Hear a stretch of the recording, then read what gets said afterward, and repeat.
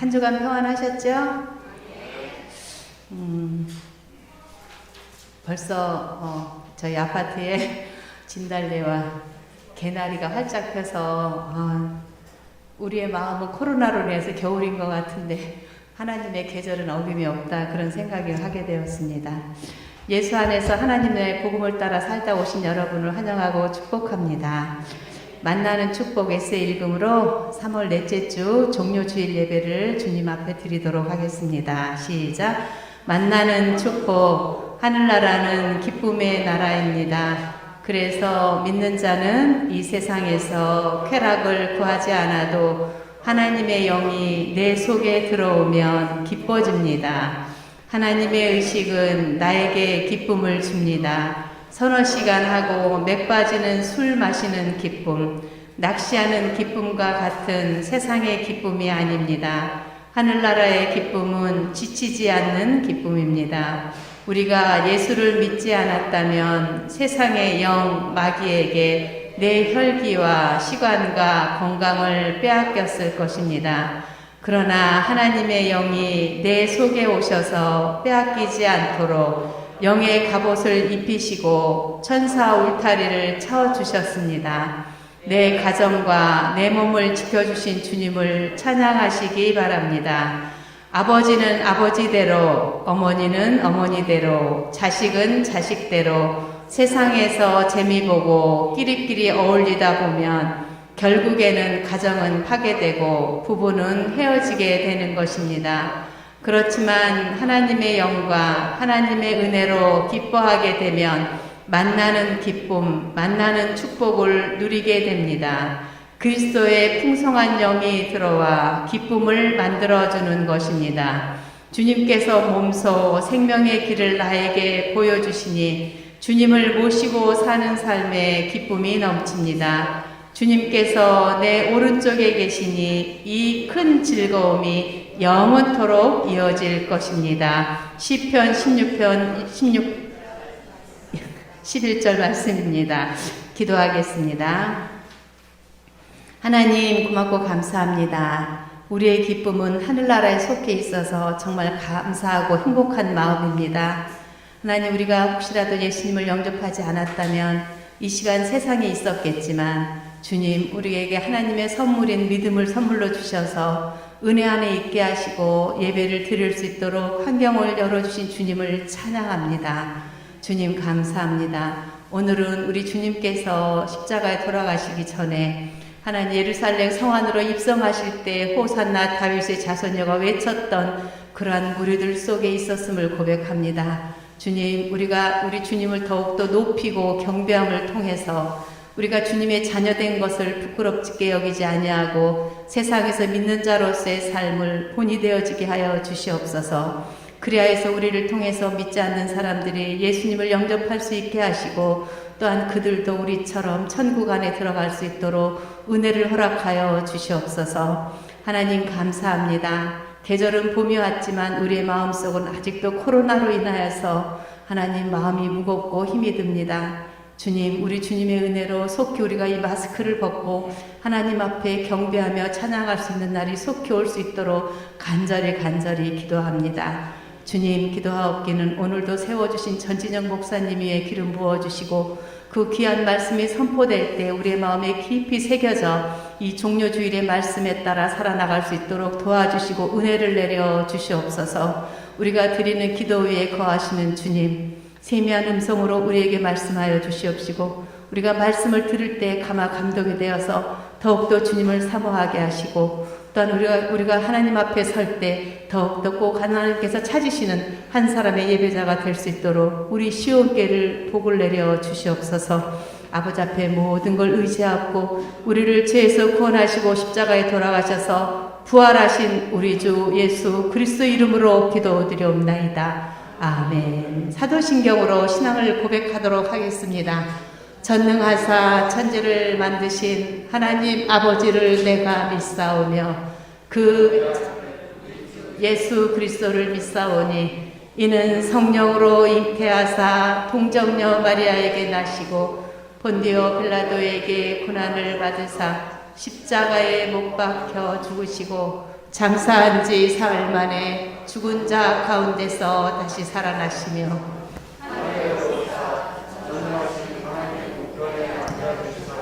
저리로서 산자와 죽은 자를 심판하러 오시리라. 성령을 믿사오며 거룩한 공회와 성도가 서로 교통하는 것과 죄를 사하여 주시는 것과 몸이 다시 사는 것과 영원히 사는 것을 믿사옵나이다. 아멘.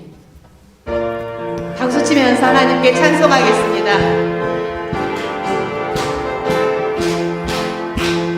참참참 피를 흘리신 예수의 사랑 안에서 주님의 십자가 따라 생명을 바치겠느냐. 어둠에 불길 오른다 다같이 일어나거라. 영광의 주님의 나라 다같이 참여하리라. 아멘. 성령의 불길 성령 불이야. 성령의 불길 성령 불이야. 온전한 세계 만방에 퍼지자 성령의 불길. 성령의 불길 성령 불이야. 성령의 불길 성령 불이야. 온전한 세계 만방에 퍼지자 성령의 불길. 참참참 피 흘리신 예수의 사랑 안에서 주님의 십자가 따라 생명을 바치겠느냐. 아멘. 어둠에 불길 오른다 다같이 일어나거라. 영광의 주님의 나라 다같이 참여하리라. 아멘. 성령의 불길 성령 불이야. 성령의 불길 성령 불이야.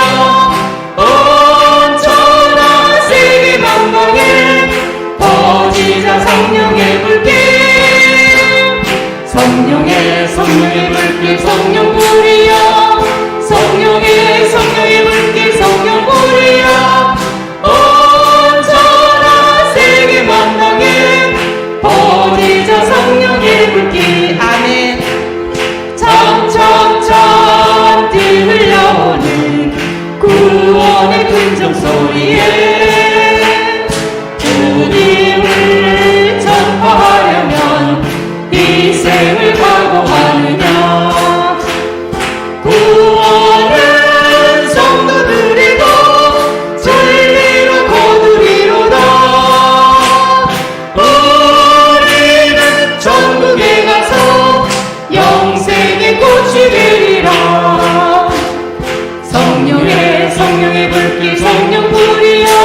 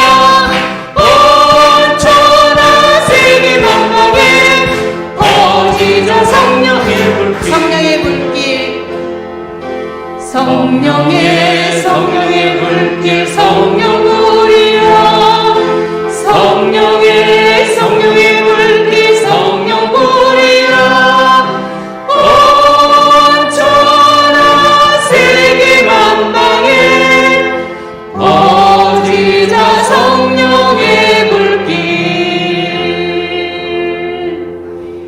이 곡은 신청곡이었습니다.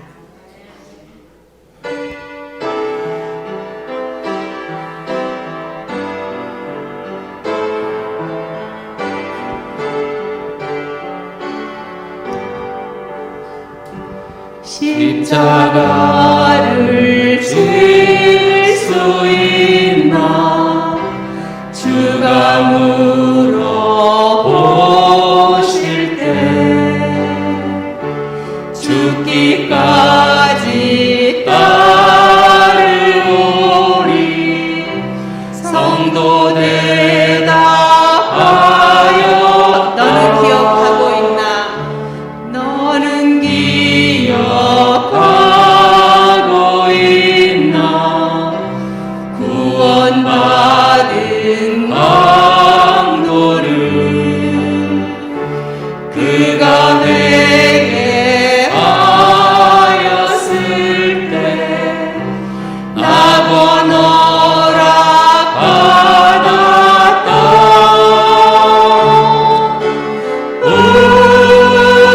우리의 심령 주의 것이니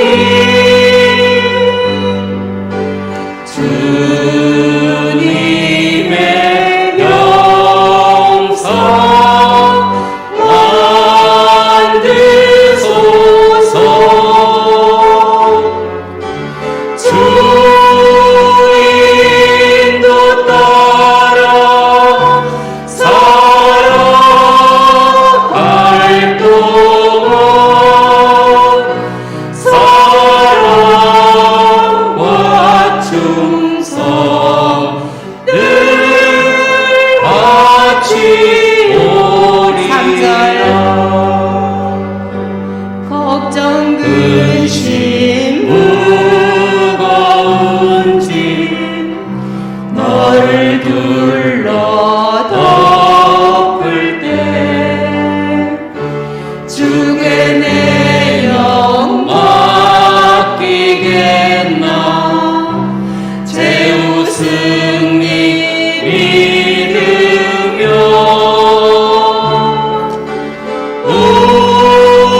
우리의 심령 주의 것이니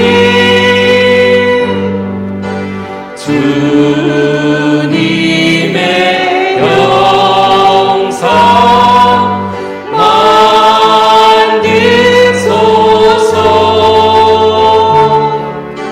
주 인도 따라 살아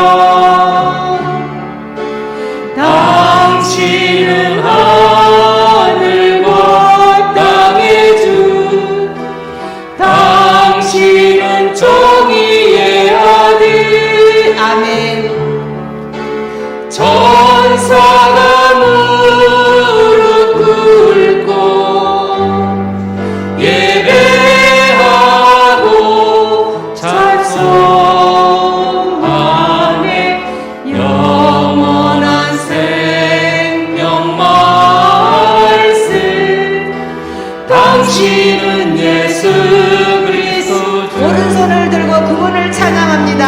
호산나 다윗의 자손께 호산나 불러 왕중에 와 아멘. 높은 하늘에 영광을 예수 주님 천사가 무릎 꿇고 천사가 무릎 꿇고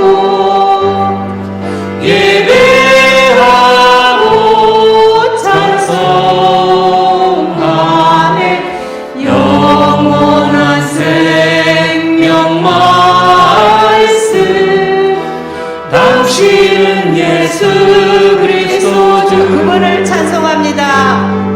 호산나 다윗의 자손께 호산나 불러 왕중의 왕 아멘.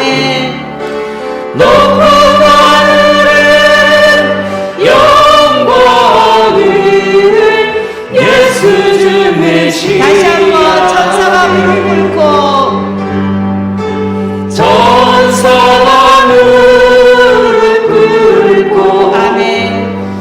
예배하고 찬송하네 영원한 생명 말씀 주님은 예수 그리스도 그분을 우리 높이 찬송합니다. 호산나 다윗의 자손께 호산나 불러 왕중의 왕 아멘. 높은 하늘에 영광을 예수 주 메시아 높은 하늘에 높은 하늘에 영광을 예수 주 메시아네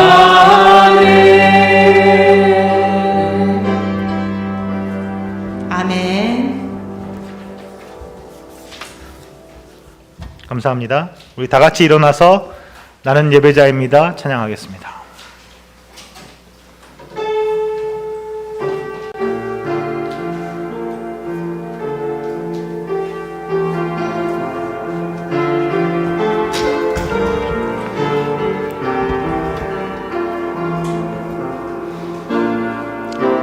나는 하나님을 예배하는 예배자입니다. 내가 서 있는 곳 어디서나 하나님을 예배합니다. 내 영혼 거룩한 은혜를 향하여 내 마음 완전한 하나님 향하여 이곳에서 바로 이 시간 하나님을 예배합니다.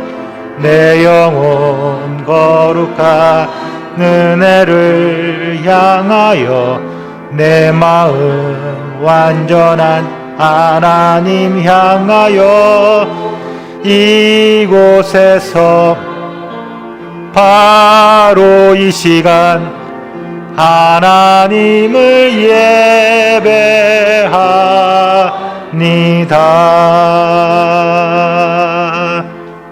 아멘. 다 같이 앉으시고 기도하겠습니다. 자, 다 같이 기도드리겠습니다. 하나님 아버지, 지난 한 주간도 주님의 선하신 뜻대로 우리 발걸음을 인도하여 주시고 거룩하고 복된 주일을 허락하시어 코로나 시대에 함께 모여 예배를 드릴 수 있도록 우리의 건강과 환경과 믿음을 허락하여 주신 은혜에 감사드립니다.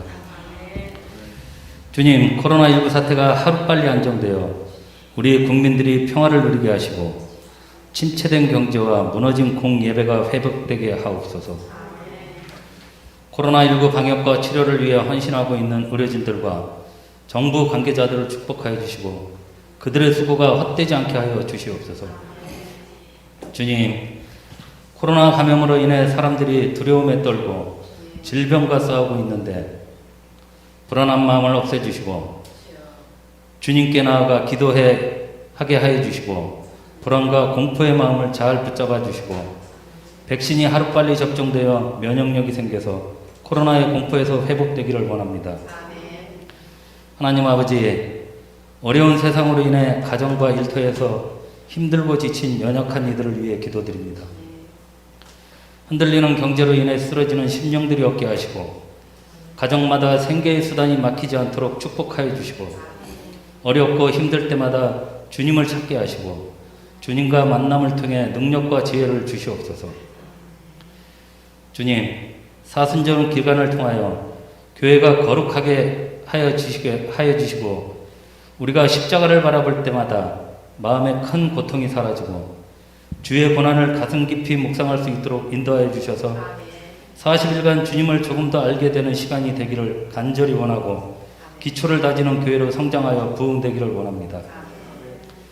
이 시간 단위에 세워주신 전진영 목사님, 영육간에 피곤치 않게 하시고 준비한 말씀을 선포하실 때 하나님의 능력과 감동으로 우리 모두 은혜 받는 시간 되게 하시고 말씀 가운데 병으로 고통당하는 자에게 치유의 권능이 나타나게 하시고 마음이 상한 자는 하나님의 위로를 받게 하시고 믿음이 연약한 자에게는 믿음을 더하여 주시옵소서. 또한 아동부 예배를 인도하시는 목사님에게도 동일한 은혜 내려주셔서 아동부원들 모두 주님 안에서 잘 양육되어질 수 있도록 하여 주시옵소서.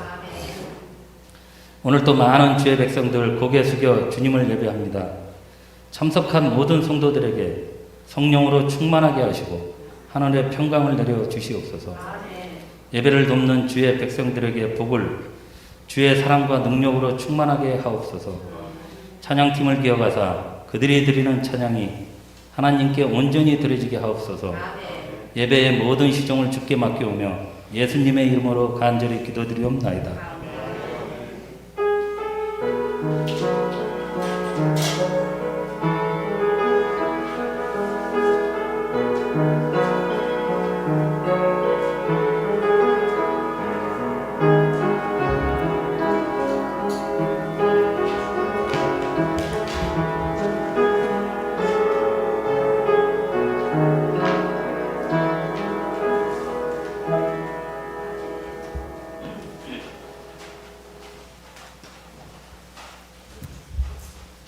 다 같이 오늘 선포하실 하나님 말씀을 보시겠습니다. 오늘의 말씀은 요한복음 12장 12절 19절 말씀입니다.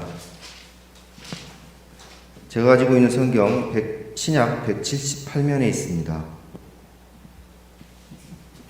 179면이군요. 예, 읽겠습니다. 다음 날에는 명절을 지키러 온 많은 무리가 예수께서 예루살렘에 들어오신다는 말을 듣고 종려나무 가지를 꺾어들고 그분을 맞으러 나가서 호산나 주님의 이름으로 오시는 이에게 복이 있기를 이스라엘의 왕에게 복이 있기를 하고 외쳤다. 예수께서 어린 나귀를 보시고 그 위에 올라타셨다. 그것은 이렇게 기록한 성경 말씀과 같았다. 시온에 따라 두려워하지 말아라. 보아라, 내 임금이 어린 나귀를 타고 오신다. 제자들은 처음에는 이 말씀을 깨닫지 못하였으나 예수께서 영광을 받으신 뒤에야 이것이 예수를 두고 기록한 것이며 또 사람들도 그에게 그렇게 대하였다는 것을 회상하였다. 또 예수께서 무덤에서 나사로를 불러내어 죽은 사람들 가운데서 살리실 때에 함께 있던 사람들이 그 일어난 일을 증언하였다. 이렇게 무리가 예수를 맞으러 나온 것은 예수가 이런 표징을 행하셨다는 말을 들었기 때문이다. 그래서 바리새파 사람들이 서로 말하였다. 이제 다 틀렸소. 보시오. 온 세상이 그를 따라갔소. 아멘.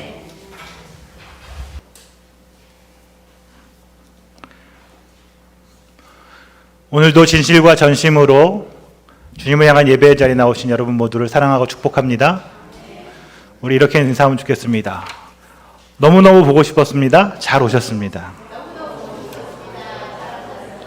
네, 너무너무 보고 싶었습니다. 여러분 모두가 너무너무 잘 오셨습니다. 우선 오늘은 예수님이 고난의 날을 예비하시고 예루살렘 성으로 나귀를 타고 들어오신 종려주일입니다.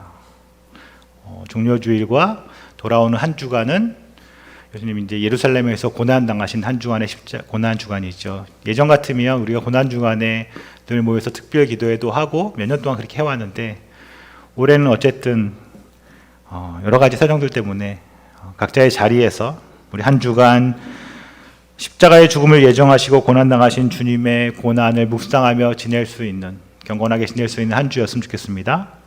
그리고 돌아온 주일에는 우리가 주님의 부활을 기념하는 부활주일 기념 예배로 드리겠습니다. 지난 주간에 우리 유미정 집사님 그리고 우리 박동주 형제님 반갑습니다. 오셔서 너무 반갑습니다. 지난 주간에 아버님이셨던 우리 박석여 안수 집사님께서 하나님의 부르심을 받았습니다. 애도를 표해 주신 모든 분들께 감사를 드리고 또 감사한 건 유미정 집사님 우리 박동재님 가정에서 우리 감사의 마음으로 오늘 떡을 섬겨주셨습니다. 감사합니다. 성경 통독 하고 계시죠? 늘 말씀드리는 거지만 난 벌써 몇 주가 지나서 이제는 못하겠어 라는 마음은 사탄이 주는 겁니다. 제가 그런 거 별로 안 좋아하는데 아시죠? 그런 마음은 사탄이 주는 겁니다. 우리는 언제부터 시작하면 돼요? 오늘부터 시작하면 됩니다. 오늘부터. 우리 시간이 바쁘지만 그래도 꼭 시간을 정하셔서 올해 한 해 우리가 다른 건 몰라도 다른 일을 우리가 할 수 없으니까 성경을 한번 통독하는 것 거기에 목적을 두고 그걸 통해서 하나님이 누구신지 예수 그리스도가 우리를 위해 어떤 일을 이루셨는지를 알아가는 그런 은혜의 시간들이 되기를 소망합니다. 오늘은 전진영 목사님께서 설교해 주시겠습니다. 네, 마스크를 벗어도 되죠? 네. 기도하도록 하겠습니다. 하나님 아버지 감사합니다. 하나님 오늘도 주님의 말씀만 증거되어질 수 있는 그런 귀한 시간 되어질 수 있도록 주님 인도하여 주옵소서. 주께서 또한 함께하여 주신 것을 또한 믿습니다. 하나님 우리가 때로는 잊을 때도 있고 때로는 아버지 생활이 바빠서 하나님 우리가 누구인지를 아버지 하나님 잊고 살 때가 많지만 하나님 우리가 주님께서 사랑하시는 주의 자녀임을 하나님 깨달을 수 있도록 인도하여 주옵소서. 함께 하심을 감사드리오며 예수님의 이름으로 기도 올려옵나이다. 아멘. 네. 오늘은 아까 우리 목사님께서 말씀해 주셨던 것처럼 종려주일이죠. 종려주일은 그 예수님이 이제 공생의 3년 반의 생활을 시작을 마치시고 이제 예루살렘으로 올라가셔서 일주일 후에 이제 십자가에 못 박히시기 그 전 일주일 전 그 상황이죠. 근데 그 상황에서 수많은 무리들이 이렇게 주님을 맞이하면서 종려나무 가지를 흔들면서 예수님을 환영했던 그런 장면입니다. 오늘도 그래서 이렇게 본문을 보면 12절에서 오늘 우리 19절까지의 그 말씀인데요. 그렇게 상황을 딱 보면 12절에서부터 15절까지가 예수님께서 이렇게 예루살렘에 올라가시는 그 상황이고, 그 다음에 이제 16절에서 19절, 그렇죠? 15절은 이제 스가랴 말씀이죠. 스가랴 말씀서부터 19절까지의 그 상황을 설명하는 그런 이렇게 이야기 구조로 이렇게 되어져 있습니다. 예, 모두 그 요한이 우리 뭐라고 설명을 하는지 우리 한번 16절서부터 한번 보도록 하겠습니다.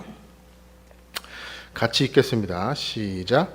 제자들은 처음에는 이 말씀을 깨닫지 못하였으나 예수께서 영광을 받으신 뒤에야 이것이 예수를 두고 또 사람들은 그였던 것을 회상하였다. 또 예수께서 무덤에서 나사로를 불러내어 죽은 사람들 가운데서 살리실 때에 함께 있던 사람들이 그 일어난 일을 증언하였다. 이렇게 무리가 예수를 맞으러 나온 것은 예수가 이런 표징을 행하였다는 말을 들었기 때문이다. 그래서 바리새파 사람들이 서로 말하였다. 이제 다 틀렸소. 보시오. 온 세상이 그를 따라갔소. 아멘. 네. 오늘 읽어보시니까 어떤 느낌이 혹시 드시나요? 요한이 설명한 건데, 이들이 예수님께서 예루살렘으로 올라가시는 그 상황을 이해를 한 상황인가요? 이해를 잘 못한 상황이었나요? 이해를 잘 못한 상황이었었죠. 근데 이거를 언제 이해를 하냐면 예수님이 십자가에서 죽으시고 부활하신 이후에 성령께서 임하셨을 때, 깨달음을 주셨을 때 이해를 해요. 그 상황을. 이 이야기를 또, 이런 식의 이야기를 또 언제 하냐면 요한복음 첫 번째 부분에 첫 번째 부분에 보면 예수님께서 성전 정화 사건이 일어나요.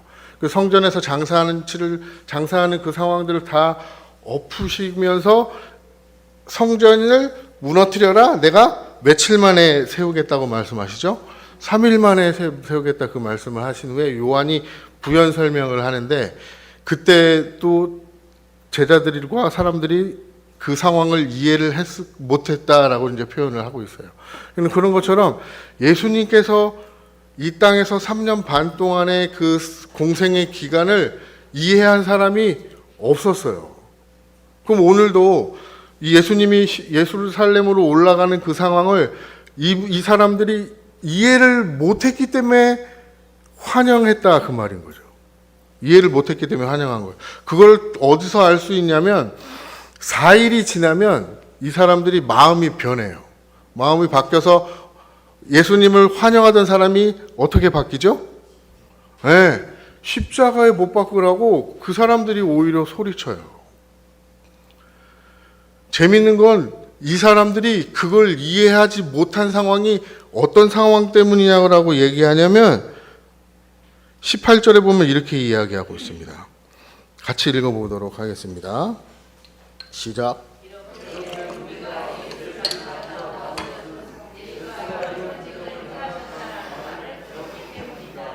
네.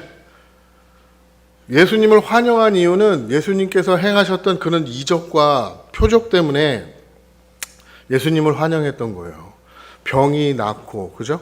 병이 낫고 오병이어의 사건처럼 5,000명을 먹이시는 그런 기적들을 봤기 때문에 이 사람들이 어떤 생각을 했던 걸까요? 이 이스라엘 무리들이, 이분이 왕이 되어지면 우리를 해방시켜 주실 것이다라는 거죠. 어디에서 해방시켜 주신 거죠? 네, 로마의 압제에서. 네, 이들은 계속 메시아를 기다렸어요. 근데 그 메시아는 어떤 메시아예요? 네, 우리를 정치적으로, 경제적으로 부유케 해주기를 원하는 그런 왕이었단 말이에요. 근데 하나님의 생각은 어때요? 우리와 다르다는 거예요. 다르다는 거. 그래서 이사야 55장에 하나님께서는 이런 얘기를 하세요. 나의 생각은 너의 생각하고 다르다라고 이야기하고 계세요. 우리가 신앙생활을 하면서 또 성경을 보면서 이거를 기억해야 돼요. 지금 세상적인 생각과, 그죠? 세상이 이야기하는 그 시대 정신하고 또 그 시대 정신에 맞게 내가 바라보는 그 바라봄이 하나님과의 시선이 아니라는 거예요. 어떻게 보면 반대로 생각해야 되는 거예요. 반대로. 성경에서 나오는 하나님께서 우리에게 복을 베풀겠다고 하신 그 복도 우리가 생각하는 그 복이 아니라는 거예요.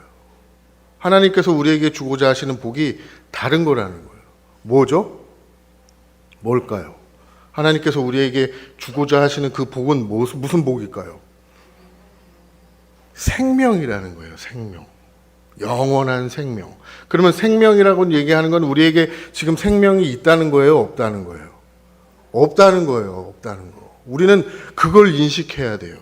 그래서 성경은 끊임없이, 그 다음에 특히 로마서에서는 끊임없이 우리에게 뭐라고 얘기하냐면 죄인이다라고 얘기하는 거예요. 죄인이라고. 우리는 그걸 자각을 해야 되는 거예요. 그렇기 때문에 죄인인 우리는 죽을 수밖에 없고, 그런데 그 죽음을 누가 해결하셨다라고 얘기하는 거예요? 예수 그리스도께서. 근데 그 은혜는 우리가 뭔가 값을 치르는 거예요? 치르지 않는 거예요? 치르지 않는 거잖아요. 공짜잖아요. 그래서 그게 은혜라고 이야기하는 거예요. 왜 이 사람들이 계속해서 진짜 답답할 정도로 몰라요. 구약 이스라엘 백성들이 나 수많은 사람들이 수많은 그 구약에 있는 그런 수많은 믿음의 인물들이 해왔던 거를 딱 보면 이렇게 모를까? 답답할 정도로 이렇게 모를라요. 왜 이렇게 모를까요? 모르더라고요. 그럼 우리는 알까요? 우리도 모르잖아요. 우리도 계속 말씀을 들으면서도 뭐 저라고 뭐 알까요? 저도 잘 모릅니다. 때론 계속 넘어지고 원망도 하고 막 그런단 말이에요. 진짜 지금 당장 이 먹을 거 해결하지 못하는 그런 답답함, 그런 것들에 지금 시선이 가고 있단 말이에요. 우리도 모른다는 거예요. 끊임없이 몰라요. 우리는 우리의 길을 가고 있어요. 그러나 하나님은 하나님의 일을 가고 계시단 말이에요. 근데 그 하나님이 하나님의 일을 하고 계시면서 우리를 어디로 끌어들이시는 거예요? 하나님 자리로 계속해서 하나님 우리를 끌어가신단 말이에요. 지금 그렇게 환영했던 그 수많은 무리들, 그 다음에 예수님이 예루살렘으로 입성할 때 제자들의 마음은 어땠을까요? 성경에 나오잖아요. 예수님이 이제 딱 왕위에 오르시면 나는 오른편, 나는 왼편에 있을 거다. 저들끼리 싸우잖아요. 예수님은 한마디도 안 했는데 나는 오른편, 나는 왼편. 틀렸잖아요. 말씀도 잘못 알고 있는 거예요. 오른편은 맞아요. 오른편이 있으면 좋죠. 오른편이면, 오른편이라는 건 하나님 입장에서 볼 때 바른 거예요. 그럼 왼편은 죽음이에요. 양과 염소 비유에 대해서 얘기해 주잖아요. 예수님이 십자가에서 죽으실 때 오른편 강도, 왼편 강도. 근데 둘의 공통점은 뭐예요? 강도예요. 강도라고요. 근데 오른편 강도는 어떻게 돼요? 주님과 함께. 처음에, 그죠? 왼편에 있으면 안 돼요, 왼편은. 그러니까 우리는 좌의정, 우의정 막 이러니까 양쪽에서 보필하고 있는 걸 알고 있는데 아니에요. 성경은 오른편만 이야기하고 있는 거예요, 오른편. 오른편에 서셔야 되는 거죠, 오른편.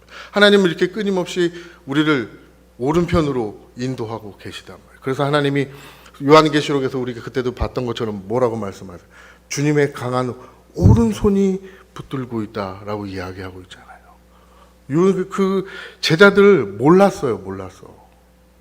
그리고 이거 몰랐다는 것도 희한한 게 뭐냐면, 이 지금의 그 당시에도 그렇지만 전쟁을 해서 이겨서 왕으로 이렇게 올라가는 사람들은 뭘 타고 가죠? 말 타죠. 예. 말 탄단 말이에요. 말 타고 그 호위병들하고 이렇게 그냥 크게 올라가잖아요. 근데 예수님은 못 타셨어요? 낙이 탔어요. 낙이도 그냥 낙이가 아니라 어떤 낙이에요? 예. 옛날 성경에서 이렇게 보면 낙이 새끼라 그래요. 낙이 새끼. 낙이 새끼가 이게 힘이라도 있을까요? 볼품 없잖아요. 그죠? 볼품 없다고요. 이거 예수님이 만일 탔다고 생각하면 최소한 날씬하더라도 한 60km는 나갈 거 아니에요. 그죠? 그러면 이 나귀가 어떻겠어요? 비실비실하면 쓰러지고, 그럼 그놈을 또 끌어다가 또 너무 웃긴 상황인데 사람들은 환영하고 있단 말이에요. 뭔가 하나 보여줄 것 같아서. 그죠? 뭔가 기적을 베풀어 가지고 하나님이 뭔가 하나 이루실 거라는 그런 기대감으로 올라갔는데 그런 것이 아니었다는 거예요. 아니었다는 거. 우리는 그걸 잊지 않으셔야 돼요. 내가 신앙생활하면서 하나님께서 나를 인도하시는 건 세상에서 이야기하는 그런 것과 전혀 다르다는 거예요. 전혀 다르다는 거. 말도 좋은 말 타잖아요. 300년, 예수님의 그 사건 이전에 300년 전에 우리가 잘 아는 누가 있냐면 알렉산더 대왕이라는 분이 있었어요. 그분이 그 유럽과 아시아와 아프리카를 다 점령한 사람들이었잖아요. 그러니까 그거를 보고 들었음에도 불구하고 에이 그러지 않겠지. 예수님인데 그렇게 기적을 베푸신 분인데 뭐 그러겠어? 그런 상황을 갖고 아마 환영했을런지 모르겠지만 이들은 잘못 알고 있었다는 거예요. 그리고 오늘 요한은 뭐라고 말씀하고 있냐면 15절에 시온에 따라 두려워하지 말아라. 보아라, 내 임금이 어린 나귀를 타고 오신다. 제자들은 처음에는 이 말씀을 깨닫지 못하였으나 예수께서 영광을 받으신 뒤에야 이것이 예수를 두고 기록한 것이며 또 사람들도 그에게 그렇게 대하였다는 것을 회상하였다라고 말씀을 통해서 무엇을 얘기해 주고 싶으신 거냐면 구약에 이미 예수님께서 어떠한 모습으로 오실지를 예언했다는 얘기예요. 자, 그럼 15절의 말씀이 어떤 말씀인지 우리 스가랴서 9장 9절을 한번 보도록 하겠습니다. 찾으셨으면 우리 같이 한번 읽어보도록 하겠습니다. 도성 시온아 크게 기뻐하여라. 도성 예루살렘아 환성을 울려라. 내 왕이 내게로 오신다. 그는 공의로우신 왕, 구원을 베푸시는 왕이시다. 그는 온순하여서 나귀 곧 나귀 새끼인 어린 나귀를 타고 오신다. 예. 예수님께서 어린 나귀를 타고 올라가시는 목적이 뭐라고 얘기하시죠? 구원을 베푸실 왕이라고 이야기해요. 그러면서 그 앞에 뭐라고 얘기하냐면 그는 공의로우신 왕이다라고 얘기해요. 공의로우신 왕이라는 이야기는 뭐냐면 하나님께서 정의와 공의를 성경에서 뭐라고 말씀하시냐면 구원할 자는 내가 구원하고 그렇지 않은 자는 내가 어떻게 한다? 네, 저주한다. 그런 이야기예요. 그게 하나님의 공의라는 거예요. 그래서 하나님은 끊임없이 뭐라고 말씀하시냐면 내가 누구는 사랑하고 누구는 미워했다? 네, 야곱은 사랑하고 에서는 미워했다. 이게 하나님의 공의라는 거예요. 이걸 다른 말로 좀 속된 말이지만 어떻게 이렇게 이해하면 안 되는데 제가 살짝 말씀드리는 것만 살짝 이해하시고 다른 걸로 이해하셔야 돼요. 제가 이해를 쉽게 말씀드리는 게 뭐냐면 엿장수 마음대로라는 거예요. 엿장수 마음대로. 그게 하나님의 공의라는 거예요. 엿을 사러 갔어요. 엿이 1,000원인데 제가 엿을 사러 갔는데 1,000원짜리 엿을 줬어요. 근데 옆에서 이렇게 엿을 먹고 있는데 누구는 1,000원짜리 엿을 샀는데 나보다 더 커. 그래갖고 물어본 거지. 아니 왜 저 사람은 저렇게 많이 주고 나는 이렇게 조금 주냐. 똑같이 1,000원인데. 그랬더니 엿장수가 뭐라 그래요. 내 마음이다. 네, 내 마음이에요. 내 마음. 그래서 복음서에 예수님이 뭐라고 또 비유를 통해서 이야기하시냐면 9시에 일하러 온 사람하고 12시에 일하러 온 사람하고 5시에 일하러 온 사람이 있었어. 일하러 온 사람. 근데 임금을 얼마나 줬어요? 똑같이 주신다는 거예요. 똑같이. 근데 하나님이 적게 주신 게 아니에요. 원래 주실 그 임금이었단 말이에요. 그런데 우리는 화가 나는 거지. 왜 화가 나요? 네, 비교하는 거니까 비교. 그거는 너의 생각이다 그런 얘기 하시는 거예요. 하나님의 공의는 그렇다는 거예요. 그래서 이 성경에서 뭐라고 비유하냐면 나는 토기장이라고 비유하세요. 하나님이. 나는 토기장이고 너희들은 뭐라고요? 그릇이래 그릇. 내가 토기장이고 토기 만드는 내가 주인인데 내가 천하게 쓸 그릇하고 그죠? 귀하게 쓸 그릇하고 만들 권한이 나한테 없겠냐라고 말씀하신다는 거예요. 하나님이 나를 구원하시니까 감사한 거죠. 왜 저 사람은 구원하지 않아요? 정말 하나님은 불공평합니다라고 우리는 이야기할 수 있어요, 없어요? 우리는 하나님 불공평하다라고 이야기할 수 없어요. 우리는 구원해 주신 게 감사한 거지. 그런 거를 잊으시면 안 돼요. 누구 상대적으로 해서 비교를 해서. 그렇다고 그 사람을 더 사랑하고 나보다 더 많이 준 사람, 그 사람을 더 사랑하는 건 아니에요.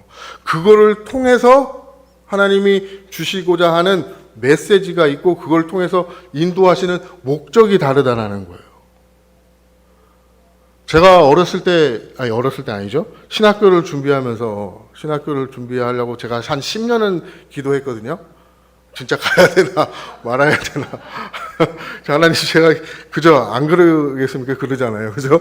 그 기도하면서 이런 생각을 하게 된 거예요.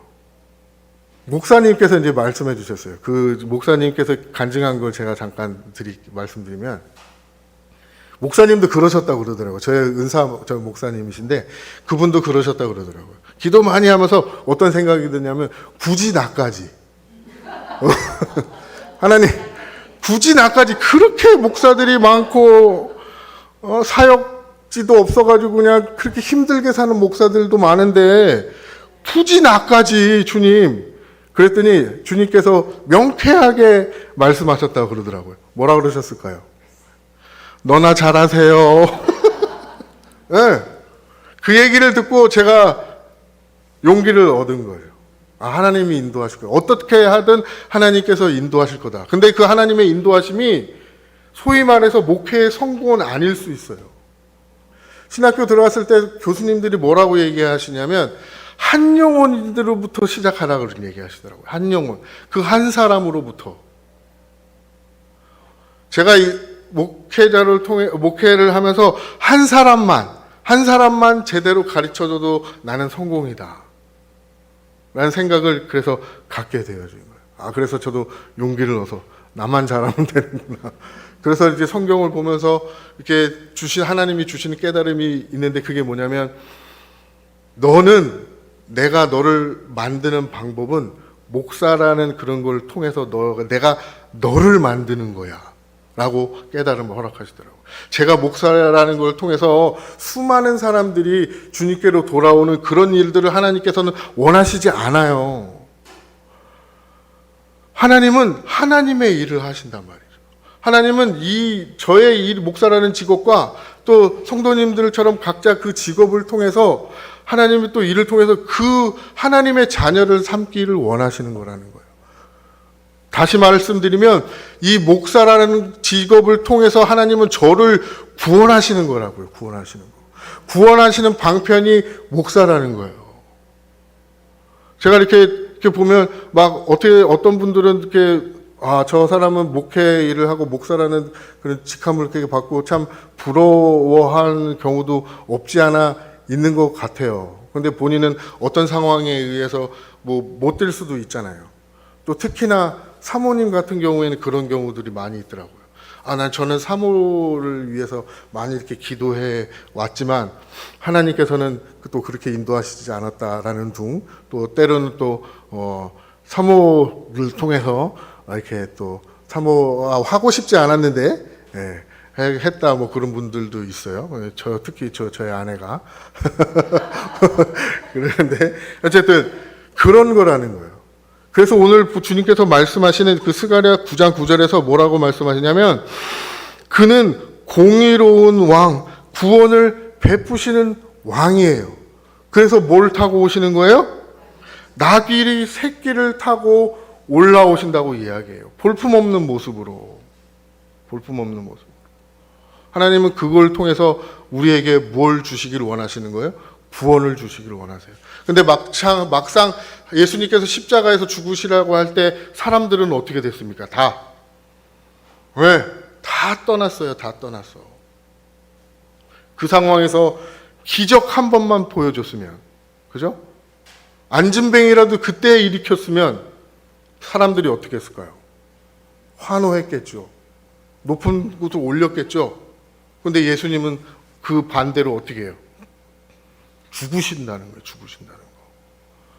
그리고 왜 나귀를 타고 오시는지 구약에서 분명하게 하나님께서 말씀하셨어요.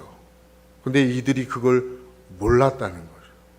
출애굽기 한번 말씀을 보도록 하겠습니다. 출애굽기 34장 말씀입니다. 출애굽기 34장.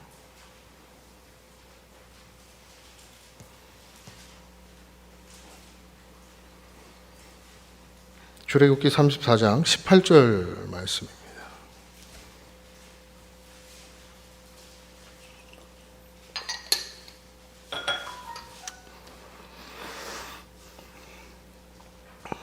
예수께서 나귀를 타고 올라오신 것은 성경을 이루기 위해서 하신 것이죠. 18절, 19절 같이 읽겠습니다. 시작. 너희는 무교절을 지켜야 한다. 내가 너희에게 명한 대로 아비월에 정해진 때에 이레 동안 누룩을 넣지 않은 빵을 먹어라. 이것은 너희에게 아비월에 이집트에서 나왔기 때문이다. 열고 나온 것은 모두 나의 것이다. 나의 집짐승 가운데 처음 난 것은 수의 맛배이든지 양의 맛배이든지 모두 나의 것이다. 20절이요. 나의 맛배는 어린 양을 대신 바쳐서 대속하게 하여야 한다. 그렇게 대속하지 않으려거든 그 목을 부러뜨려야 한다. 너희 아들들 가운데 맏아들도 모두 대속해야 한다. 그리고 아무도 내 앞에서 빈손으로 나와서는 안 된다.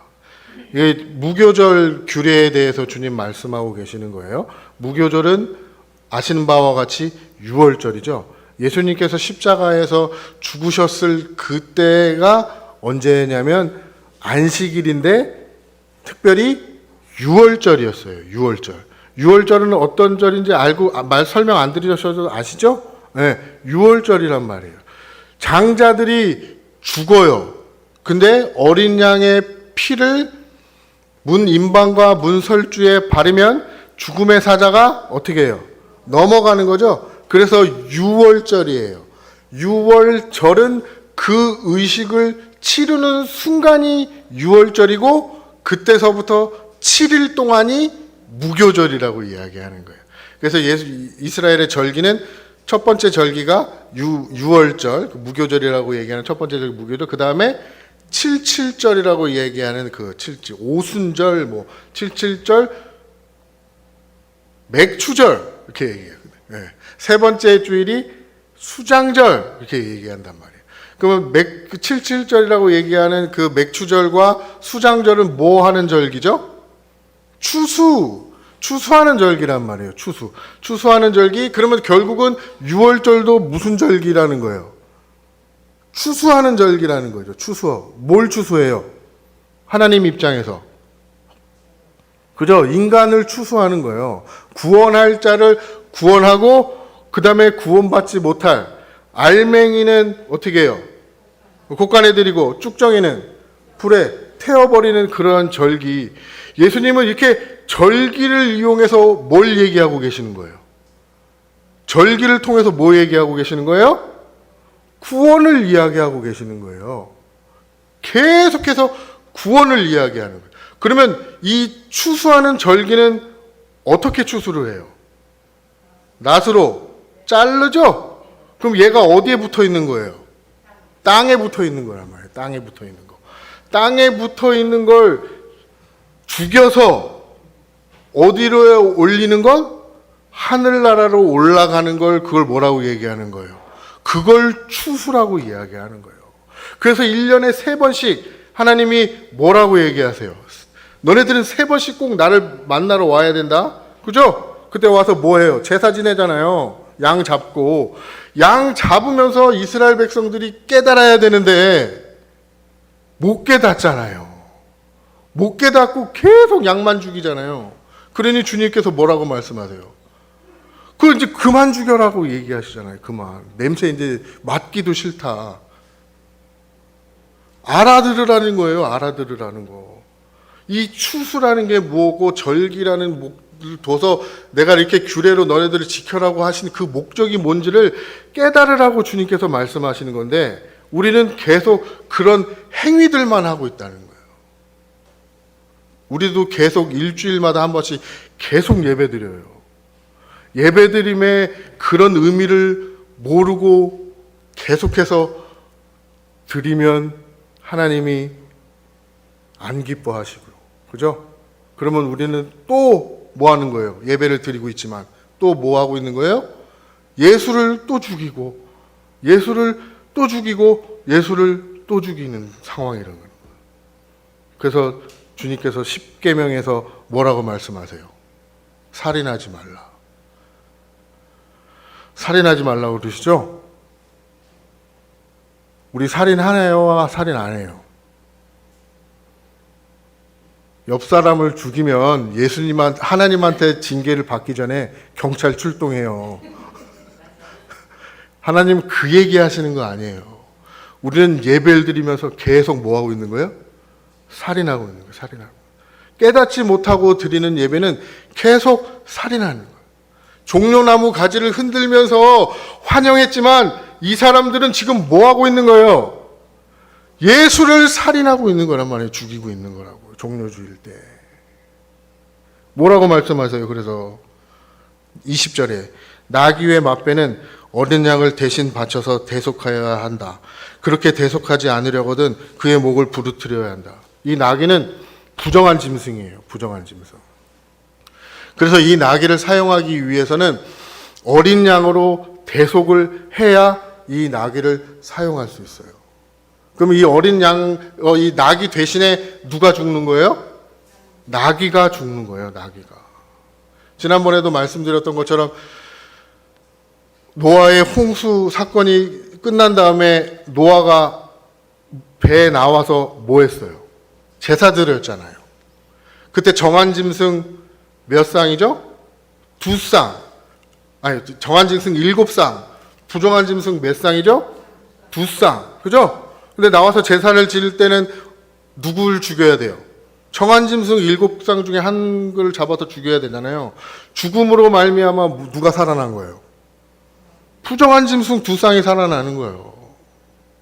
하나님의 그런 죽음의 저주가 임했을 때 그 저주를 막아낸 게 뭐였어요? 방주였잖아요. 방주. 그죠? 방주가 막아낸 걸 제사를 통해서 하나님이 보여주시는 거란 말이에요. 그리고 이 이스라엘 백성들에게 율법을 주시면서 오늘 또 말씀하고 계시는 거예요. 출애굽기에서. 무교절을 지키려고 말씀하시면서 또 말씀하시는 거예요. 나귀를 살리기 위해서는 어떻게 해야 된다? 어린 양으로, 그렇죠? 대속해야 된다. 맏아들도 내 것이니 어떻게 하라? 그를 어린 양으로 대속해야 된다. 이 성경 말씀을 알았다면, 스가랴 9장 9절의 말씀을 알았다면 이 이스라엘 백성들이 그렇게 환영했을까요? 환영하면 감사한 거죠. 깨닫고 환영하면 감사한 거예요. 깨닫고 환영하면 잘한 거예요. 그런데 나중에 보니까 못 깨달았다는 걸 증명해줘 버리잖아요. 우리는 그러한 환영을 해야 되는 거예요. 내가 사는구나. 나귀 타고 올라가시는 그분이 나를 살리러 오신 거구나 하는 그 고백이 오늘 우리의 고백이어야 되는 거예요. 이게 그냥 출애굽기에서 또 말씀으로만 보여주셨던 게 아니에요. 누구에게 한번 또 실행하라고 또 보여주셨어요. 앞에. 누굴까요? 시간이 없어서 성경 말씀은 안 찾아보겠습니다만 누굴까요? 아브라함. 하나님께서 아브라함에게 말씀하셨어요. 내 사랑하는 그 독자 이삭을 번제로 바쳐라. 번제로 바쳐라. 어디로 가라? 모리아산으로 가라. 모리아산은 아시는 바와 같이 시온산이에요. 예루살렘 산이란 말이에요. 근데 거기서 그 아브라함이 뭘 타고 올라가요? 누굴 자기 아들 이삭을 어디다 태워요? 나귀에다 태워요. 나귀에다 태워가지고 올라간단 말이에요. 올라가가지고 어떻게 합니까? 근데 올라가는데 참 이 상황이 너무나도 슬픈 상황이잖아요. 그죠? 오늘 본문도 되게 슬픈 상황이란 말이에요. 올라갈 때 그냥 조용히 올라갔으면 좋겠는데 이삭이 물어봐요. 뭐라고 물어봐요? 아버지, 땔감은 있는데 번제물은 왜 없어요? 아브라함의 심정이 어땠을까요? 100세에 낳은 그 정말 소중한 그 아들 하나님이 준비하실 거야. 그 말하고 들고 올라가시는데 아브라함의 마음이 정말 어떻겠냐고요. 그러면서 나무를 펼치고 그 다음에 그 위에다가 동요 매서 이삭을, 자기 아들을 그 위에다가 얹고 번제로 잡아야 되니까 어떻게 해요? 칼을 들어서 죽이고, 그냥 죽이는 게 아니라 그 배를 갈라야 돼요. 이렇게. 그런 상황에서 주님이 어떻게 하셨어요? 아브라함을 부르시잖아요. 근데 부르시기 전에 그 아브라함의 그 상황이 어땠을까요? 칼을 들어서 그 자기 자식을 죽이려고 하는 그 찰나에 주님이 부르신다고요. 미리 부르지도 않고 칼이 그냥 목전에 딱 들어왔을 때, 그때까지 아브라함의 심정이 어떻겠냐고요. 하나님이 이런 일을 왜 아브라함에게 왜 보여주시는 걸까요? 내 아들 예수가 너희들을 위해서 십자가에 못 박혀 죽을 터인데 아버지의 심정, 하나님의 심정이 어떠한 것인지 하나님은 보여주고 싶으셨던 것 같아요. 이게 아버지의 마음이란 말이에요. 이게 아버지의 마음. 그래서 한번 생각해 봤어요. 제 아들을 이렇게 죽이면 상황이 되면 과연 어떨까? 아버지의 마음은 과연 어떨까? 아시잖아요. 하나님은 그 마음을 가지고 지금 예수를 어떻게 하시기를 원해요? 어떻게 하시려고 하시는 거예요? 십자가에 죽게 하시기를 하신단 말이에요. 왜요? 그게 하나님의 뭐이기 때문에, 하나님의 공의이기 때문에. 그게 하나님의 공의예요. 그래서 그런 하나님의 공의, 그런 하나님의 은혜로 인해서 우리가 어떻게 되는 거예요? 구원을 얻는 거라는 거예요. 그런 구원의 감격이 하루하루를 살아가는 우리 삶에 넘치기를 간절히 바랍니다. 뭐가 더 필요하겠어요? 주님, 땅 한 평, 두 평 넓히는 게 더 중요한가요? 주님, 내가 먹고 싶은 거 먹고, 내가 정말 사고 싶은 거 사고, 내가 원하는 걸 이루는 것이 정말 목적인 건가요? 그게 감격인가요?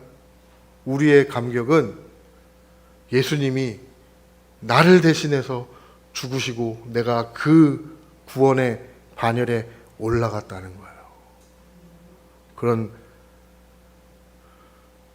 사실은 예수님의 고난에 동참하면서 고난 주간을 보내면서 이렇게 많이 지나왔어요. 우리는 많이 했어요. 그런데도 변하지 않았어요. 우리는 그런 기쁨을 얻으십시오라고 막 감히 또 얘기 드릴 수 없겠지만 그런 것이 있었으면 좋겠어요. 그런 것이. 정말 속으로 환호하는 게 있었으면 좋겠어요. 그래, 나는 구원받은 자야. 구원받은 자야. 뭐가 더 필요 있겠어?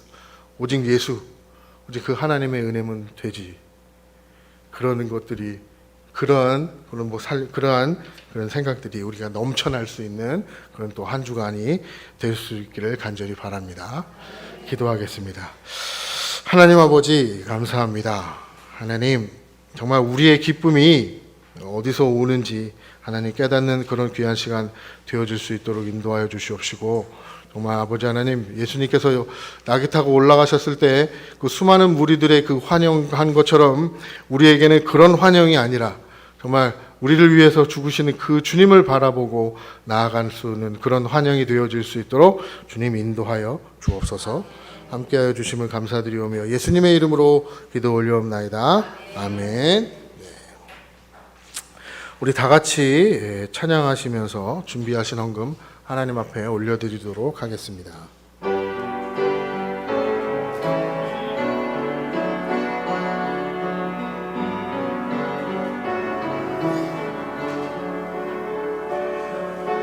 내게 주신 주님의 은혜 감사하며 찬양합니다. 측량할 수 없는 그 은혜 내 마음 드립니다. 마음과 뜻과 정성 다해 주님께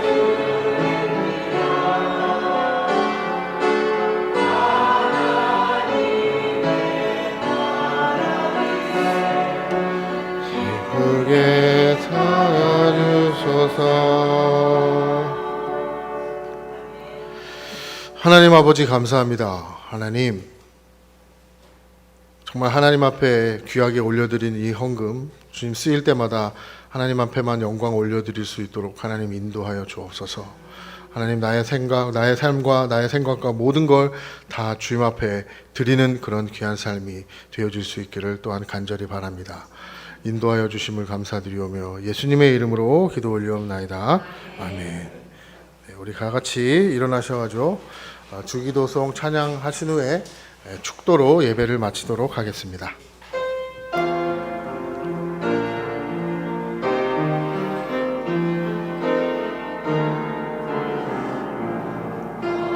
내 계신 아버지 이름 거룩하사 그의 나라 임하시고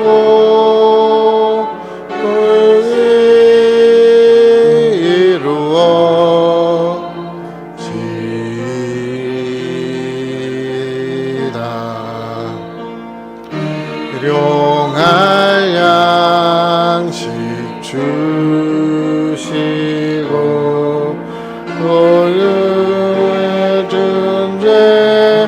다 용서하옵시고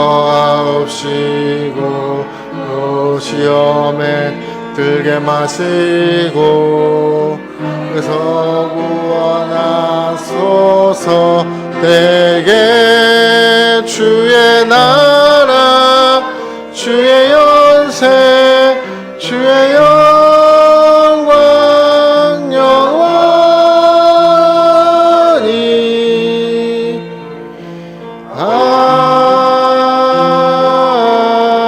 아멘. 이제는 교회의 머리가 되시는 예수 그리스도의 은혜와 하나님의 사랑과 성령의 교통하심의 은혜가 이곳에 모인 또 각자 자리에서 주님을 맞이하는 모든 주의 성도들 가운데 함께 있을지어다. 아멘.